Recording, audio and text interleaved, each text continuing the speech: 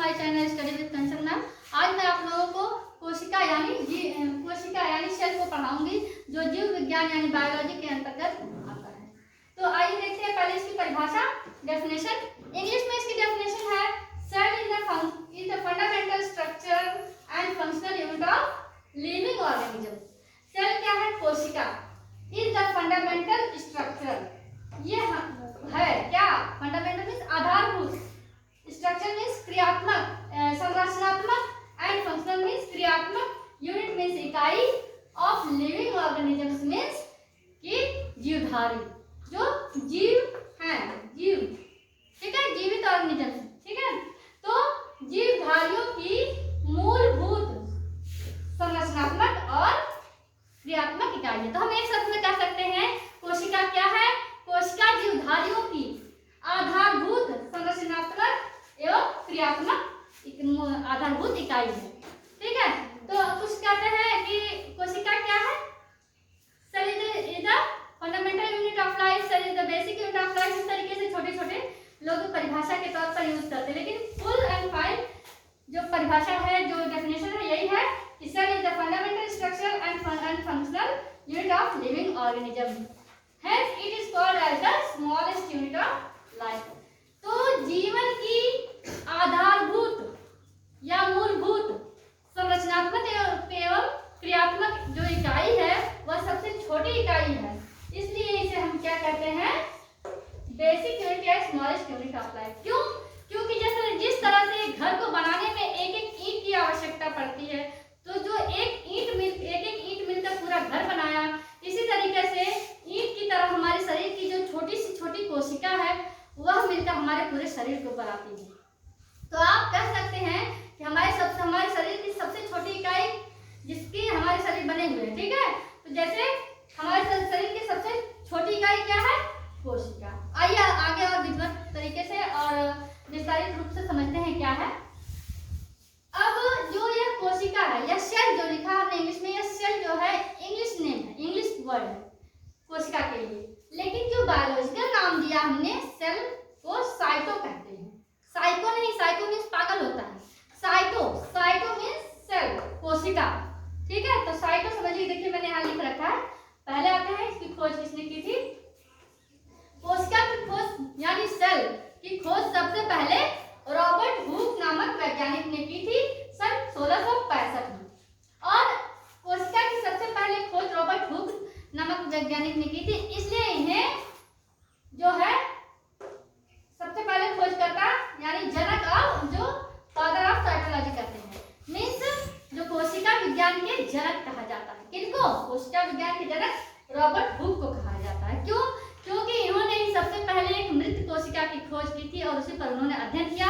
इसके बारे में उन्होंने पूरी तरीके विधिवत तरीके से अपनी माइक्रोग्राफिया नामक एक पुस्तक लिखी, उसमें बताया है।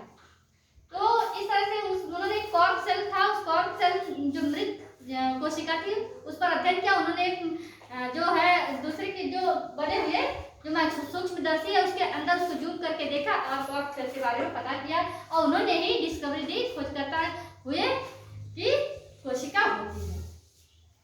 इनके बाद फिर यहाँ पर आगे है एंटोनी वैन लीएनहॉर्क। एंटोनी वैन लीएनहॉर्क ने क्या जीवित कोशिका की खोज की थी और उन्होंने अपने खुद के बनाए हुए माइक्रोस्कोप यानी सूक्ष्मदर्शी के अंतर्गत उसको स्टडी किया था। तो हम कहते हैं Antonie van Leeuwenhoek is the second discoverer कह सकते हैं, और इन्होंने जो है जीवित कोशिका की खोज की थी और रॉबर्ट हुक के बाद की थी, इसलिए इनको फादर ऑफ साइटोलॉजी नहीं कहा जाता, बल्कि रॉबर्ट हुक को फादर ऑफ साइटोलॉजी कहा जाता है। अब आगे देखते हैं, आते हैं साइटोलॉजी। अगर आपको पूछा जाए साइटोलॉजी, यहाँ पर मैंने लिखा साइटो का अर्थ होता है सेल, लॉजी का अर्थ होता है स्टडी, मीन्स सेल का मतलब कोशिका, स्टडी का मतलब अध्ययन, मतलब कोशिका का अध्ययन। तो study of cell is called as cytology. जब हम सेल की स्टडी करते हैं, मीन्स कोशिका का अध्ययन करते हैं, तो कोशिका के अध्ययन को क्या कहते हैं? Cytology. Study of cell is called as cytology, ठीक है। ये बात समझ में आ गई आपको। आगे आते हैं सेल थ्योरी। अब कोशिका सिद्धांत किसने दिया था? कोशिका सिद्धांत क्या है इसको समझते हैं। जब सेल की खोज हो चुकी रॉबर्ट हुक, उसके बाद के द्वारा उसके बाद आते हैं कोशिका थ्योरी में, कोशिका सिद्धांत यानी सेल थ्योरी।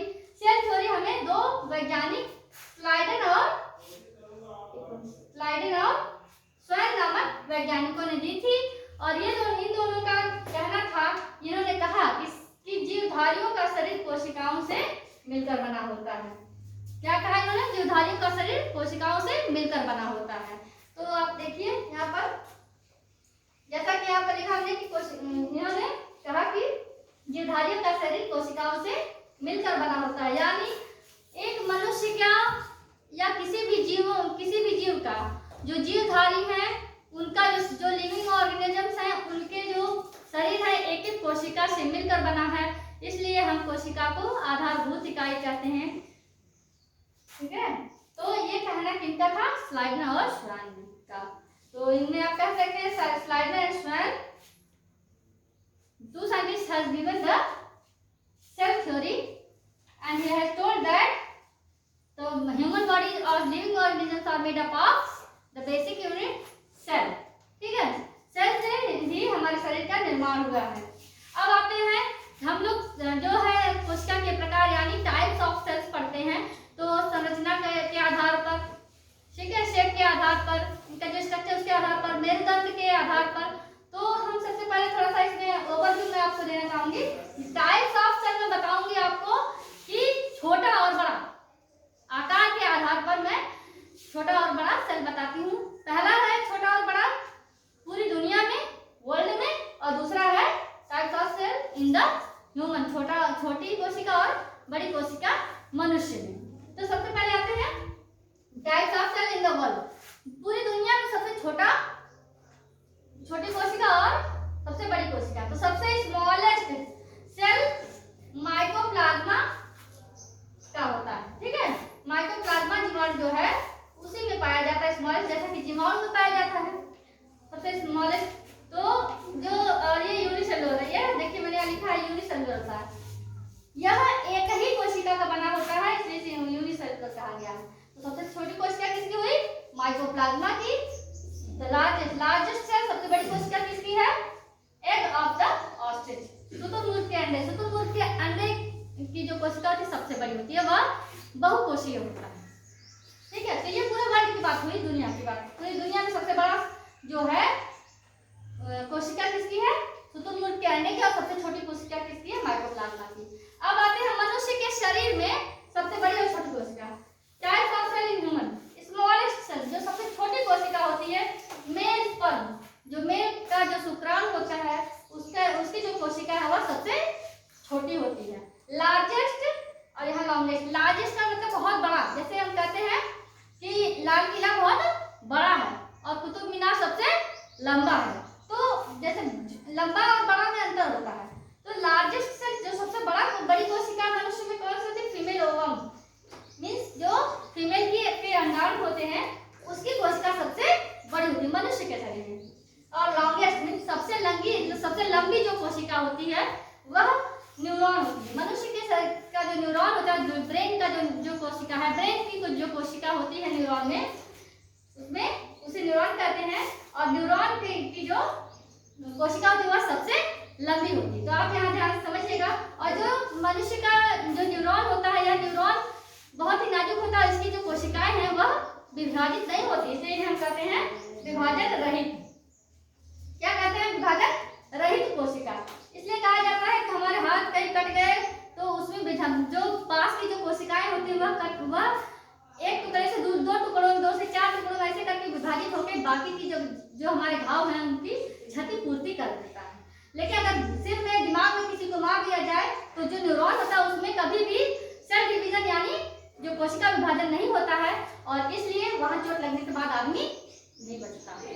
तो ये कोशिका विभाजन कहाँ? न्यूरॉन में नहीं होता। इतना आप समझ गए होंगे, इसका स्क्रीनशॉट ले